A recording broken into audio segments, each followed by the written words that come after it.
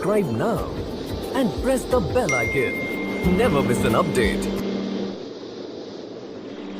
غازی بابا دم وغیرہ کرنے کے حوالے سے بھی مشہور تھے۔ وہ کہ عالم یا حافظ تو نہ تھے، لیکن کسی شاعر کے بقول ہوتا ہے اثر ان کی دعاؤں میں یقیناً، غازی کی دعا لو اور کبھی غازی کو دعا دو۔ یہاں مقصد غازی بابا نہیں بلکہ میدان جنگ میں لڑنے والا مجاہد فی سبیل اللہ ہے، اور حدیث پاک کا مفہوم ہے کہ مجاہد فی سبیل اللہ کی دعا کو فوراً شرع قبولیت حاصل ہو جاتا ہے۔ یہی وجہ تھی کہ غازی بابا کی دعا اور دم نے کئی لوگوں کو فائدہ پہنچایا۔ ایک دفعہ وہ میرے ماموں جی کے گھر میں بیٹھے ہوئے تھے، دوسرے کمرے سے مسلسل کھانسی کی آواز آ رہی تھی۔ ان کے دریافت کرنے پر مامی جی پریشان کن لہجے میں اپنی بیٹی سمینہ کے بارے میں بتایا، جسے بچپن سے کھانسی کا عرضہ لاحق تھا اور کافی علاج کروانے کے باوجود بھی افاقہ نہ ہو سکا۔ لگے ہاتھوں مامی جی نے اس کے دل کے عارضے کی بھی کہانی سنا ڈالی۔ غازی بابا نے پانی پر دم کر کے دے دیا اور 7 روز نماز کے بعد قبلہ رخ ہو کر پینے کی ہدایت کی۔ اللہ کے فضل و کرم سے وہ کچھ ہی عرصہ میں بالکل ٹھیک ہو گئیں۔ اس کے علاوہ وہ بھی کئی ایسے واقعات رونما ہوئے۔ اب یہ حال تھا کہ لوگ غازی بابا کو مجاہد سے زیادہ پیر بابا سمجھنے لگے۔ شانوں تک بکھری لمبی لمبی زلفیں، لمبی داڑھی اور ہاتھ میں تسبیح انہیں پیر بابا ظاہر کرنے کے لیے کافی تھی۔ وہ جس گھر میں داخل ہوتے وہاں دم کرانے والوں کی قطار کھڑی ہوتی تھی۔ مردوں کے علاوہ عورتیں اور جوان لڑکیاں بھی دم کروانے والوں میں شامل ہوتی تھیں۔ یہ صورتحال جہادی کے لیے پریشان کن تھی، چونکہ برہمن حکومت کے زیر قبضہ رہنے کی وجہ سے کشمیری قوم بالکل آزادانہ ماحول کی عادی ہے، اور وہاں پر شرعی پردہ کا تصور بھی نہیں، بلکہ اس چیز کا کسی کو پتہ ہی نہیں۔ البتہ برقع کا استعمال بہت زیادہ ہے، اور یہ ایک حقیقت ہے کہ برہمن حکومت کے شکنجے میں جکڑی سادگی کی پیکر قوم نے کبھی اپنی روایتی حدوں کو پھلانگنے کی کوشش نہیں کی۔ کشمیری کلچر کا ایک لازمی جزء فیرن ہے۔ یہ لباس انسان کو پوری طرح مستور کر دیتا ہے، اور کشمیر میں ہر طبقہ کے لوگ اس کا استعمال کرتے ہیں۔ غازی بابا کو فیرن بہت پسند تھا، وہ اکثر اس کی تعریف کیا کرتے تھے، تاہم خواتین کا بے دھڑک سامنے آنا انہیں اچھا نہیں لگتا تھا۔ اس کے لیے انہوں نے ایک ترکیب سوچی۔ رمضان مبارک کی 27ویں رات شیوا کی جامع مسجد میں ذکر و اذکار کی صدائیں بلند ہو رہی تھیں۔ اس دوران مجاہدین کی آمد پر مسجد کے منبر و محراب مہک اٹھے۔ اس رات غازی بابا نے مسجد میں پہلا بیان کیا۔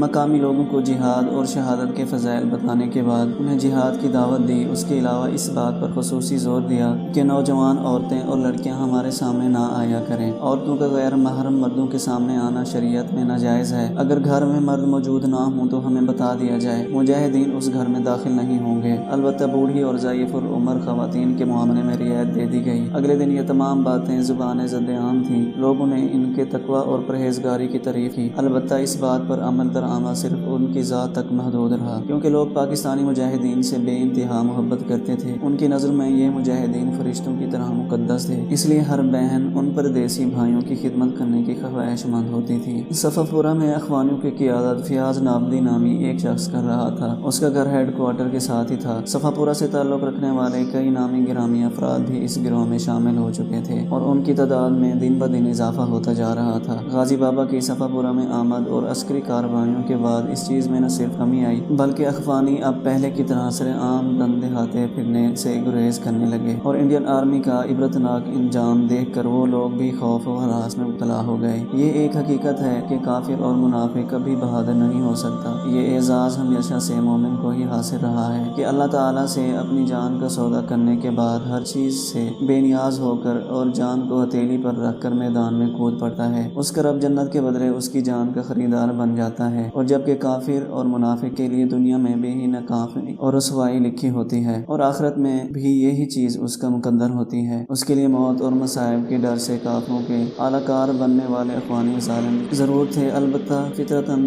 بزدل تھے۔ مجاہدین نے انڈین آرمی کی پٹائی کرنے کے بعد اپنی کارروائیوں کا رخ اخوانیوں کی طرف موڑ دیا اور ان کے خلاف بڑے آپریشن کا آغاز کیا۔ اب ہر طرف سے ان ایمان فروش لوگوں پر حملے ہو رہے تھے۔ ان میں سے کئی افراد مارے گئے اور کئی ایک تائب ہو کر شریفانہ زندگی گزارنے لگے۔ کچھ لوگ فرار کا راستہ اختیار کر کے علاقے سے بھاگ گئے۔ اس طرح مجاہدین نے لوگوں کو ایک بڑی مصیبت سے نجات دلائی۔ مارے جانے والوں میں عاشق اخوانی بھی شامل تھا، اسے ایک مجاہدین نے دن دہاڑے اور سرے بازار ہلاک کر دیا۔ وہ دن میرے لیے انتہائی خوشی کا دن تھا۔ میں نے اس ظالم سے نجات ملنے پر اللہ کا خوب شکر ادا کیا اور مجاہدین کو ڈھیروں دعائیں دیں۔ نومبر 1998 کی بات ہے۔ اخوانیوں کا صفایا ہونے کے بعد علاقے میں کسی حد تک امن و سکون ہو گیا۔ صفاپورہ اور چیوا کا علاقہ علاقہ مجاہدین کا گڑھ بن گیا۔ یوں لگ رہا تھا گویا ان علاقوں میں آزادی کا سورج طلوع ہو گیا ہے۔ سر شام ہر طرف مجاہدین کے قافلے نظر آتے تھے۔ وہ لوگ مقامی نوجوانوں کے ساتھ موٹر سائیکل پر بیٹھ کر کھلے عام گھومتے پھرتے تھے۔ ہر گھر میں ضرورت سے زیادہ کھانا پکایا جاتا تھا اور ہر کسی کے گھر میں رات کو 2-4 مجاہد کھانا کھاتے تھے۔ لوگ ان مبارک اور سعادت مند مہمانوں کی دل کھول کر خدمت کرتے تھے۔ انڈین آرمی نے ان دنوں چپ سادھ لی تھی۔ کوئی نہیں جانتا تھا کہ اس خاموشی کے پیچھے دشمن کیا مکروہ عزائم رکھتا ہے۔ ایک رات مجاہدین ہمارے گھر آئے۔ اس دن فضا کچھ بدلی بدلی سی لگ رہی تھی۔ ماحول پر اداسی کی کیفیت چھائی ہوئی تھی۔ مجاہدین نے ہمیں بتایا کہ حالات ٹھیک نہیں ہیں، اس لیے وہ جنگل کی طرف جا رہے ہیں۔ زرار بھائی نے ہمیں روٹیاں پکانے کا کہا جنہیں وہ جنگل میں ساتھ لے کر جانا چاہتے تھے۔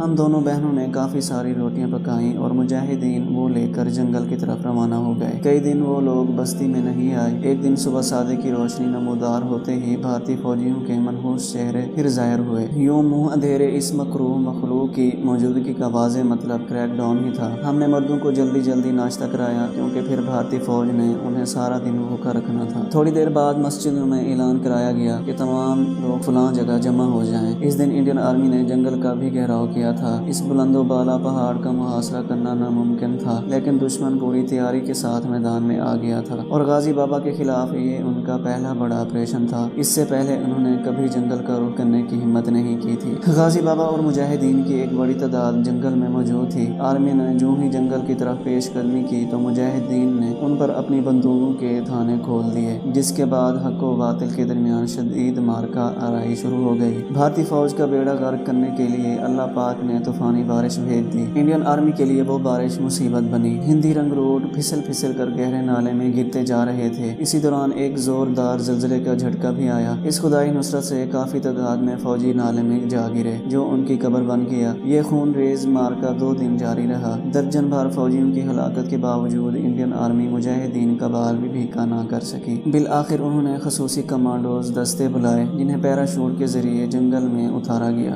یہ خبریں اخبارات کی شہ سرخیاں بن گئیں کہ مٹھی بھر مجاہدین نے صفا پورہ ہیڈ کوارٹر کی ایک بریگیڈ فوج کو بے بس کر کے رکھ دیا۔ علاقے کے لوگوں پر شدید غم کی کیفیت طاری تھی۔ ہر آنکھ اشکبار اور ہر دل سوگوار تھا۔ لوگوں نے دیر تک گھروں کے دروازے کھلے رکھے کہ شاید ہمارے عزیز جن پر اس سخت سرد رات میں گولے اور بارود برسایا جا رہا ہے اس محاصرے سے نکل کر آ جائیں۔ ہر شخص مجاہدین کے لیے دعا گو تھا۔ مخلصین کی دعاؤں سے اسلام کے مجاہدوں نے بھارتی کمانڈوز کا غرور خاک میں ملا دیا۔ آخرکار انڈین آرمی نے مکر و فریب اور دھوکہ بازی سے جو ہندوؤں کی روایت ہے کا سہارا لے کر مجاہدین کے خلاف نیا آپریشن کیا۔ تیسرے دن آرمی نے مقامی لوگوں کو پکڑ کر انہیں بطور ڈھال استعمال کیا اور بھارت ماتا کے بزدل پجاری سوا لوگوں کے کندھوں پر گنے رکھ کر مجاہدین پر گولیاں برسانے لگے۔ یہ صورتحال مجاہدین کے لیے انتہائی صبر آزما اور مشکل تھی، کیونکہ ان کی طرف سے جوابی کارروائی کرنے کی صورت میں عام لوگ شہید ہونے کا اندیشہ تھا۔ ایک نوجوان نے بتایا کہ قاسم بھائی بپھرے ہوئے شیر کی مانند ایک پتھر کی اور سے نکلے۔ وہ کافروں پر گولی چلانے والے تھے، لیکن سامنے اس دوست کو دیکھ کر ہاتھ رک گئے جس کے ساتھ انہوں نے کئی شامیں ہنسی مذاق اور خوش گپوں میں گزار دی تھیں۔ قاسم بھائی اور ذیشان بھائی کے علاقے کے نوجوان کے ساتھ دوستانہ تعلقات تھے اور یہ دونوں نوجوانوں کے دلوں کی دھڑکن تھے۔ آج انہی میں سے ایک دوست کو دشمن نے بطور ڈھال استعمال کیا تھا۔ فوجی گن اس کے کندھے پر رکھ کر خود اس کی اوٹ میں کھڑا تھا۔ قاسم بھائی نے اپنے مسلمان بھائی کو نقصان پہنچانا گوارا نہ کیا۔ ادھر بھارتی کتے نے اندھا دھند فائرنگ کر کے